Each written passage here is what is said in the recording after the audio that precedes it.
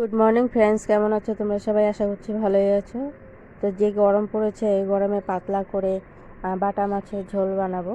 তার জন্য মাছগুলো আগে ধুয়ে পরিষ্কার করে নিয়েছি। এখন নুন হলুদ মাখিয়ে ভেজে নিচ্ছি। মাছগুলো সুন্দর এপুট ওপুট লাল করে ভেজে নিচ্ছি।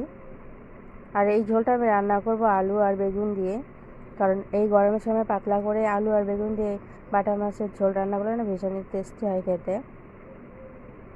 তো মাছগুলো এক পিঠ লাল করে হয়ে গেছে ভাজা, আর এক পিঠ উল্টে দিলাম।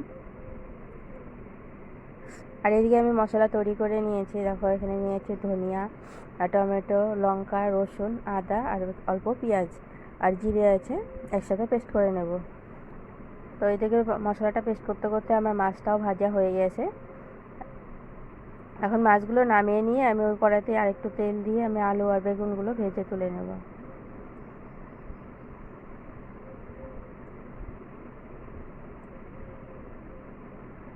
বেগুনগুলো আগে সুন্দর লাল লাল করে ভেজে নেব।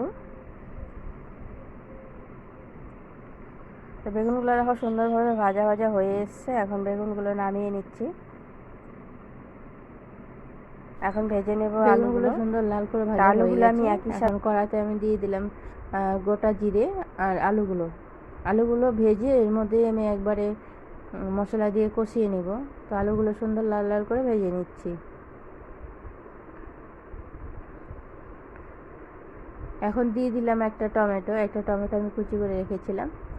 টমেটো কুচি একসাথে দিয়ে নাড়াচাড়া করে সুন্দর করে ভাজা ভাজা, এদিকে আলুটাও সুন্দর ভাজা ভাজা হয়ে যাবে আর টমেটো ভাজা হয়ে যাবে। আর এখানে দেখো মশলাটা আমি পেস্ট করে রেখেছিলাম, দিয়ে দিচ্ছি সেই মশলাটা, দিয়ে দিচ্ছি পেস্ট করা মশলা। তো মশলাটাতে বেশ সুন্দর করে আমি কষিয়ে নিচ্ছি। আর কষানোর জন্য দিয়ে দিব অল্প পরিমাণে জল। তো মিক্সচারের বাটির মধ্যেই অল্প জল দিয়ে আমি দিয়ে দিলাম। আর এখন দিয়ে দিচ্ছি পরিমাণ মতো লবণ, হলুদ,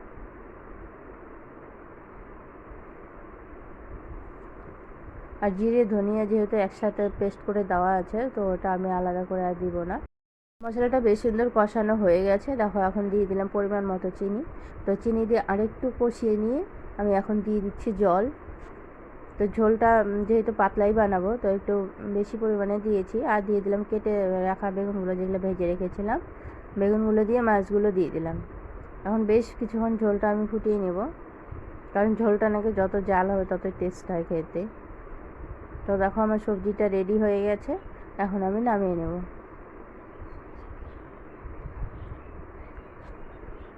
এই গরমে এরকম পাতলা মাছের ঝোল খেতে ভীষণই টেস্টি লাগে।